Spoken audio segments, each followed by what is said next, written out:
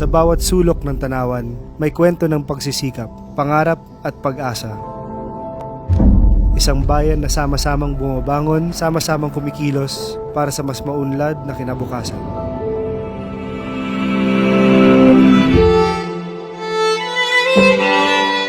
Tatakbo ako para sa mga magsasaka na siyang haligi ng ating bayan. Tatakbo ako para sa mga kabataan na siyang pag-asa ng Tanawan. Tatakbo ako para sa masang nagsusumikap at sa mga katandaan na dapat nating alalayan. Tatakbo ako para sa lahat na tila ba sa mahabang panahon ay nakalimutan. Hindi madali ang pagtakbo, pero hindi ako susuko.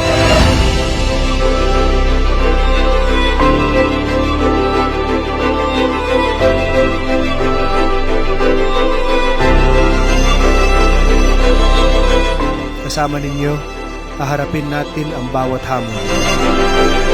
Tatakbo ako para sa Tanawan.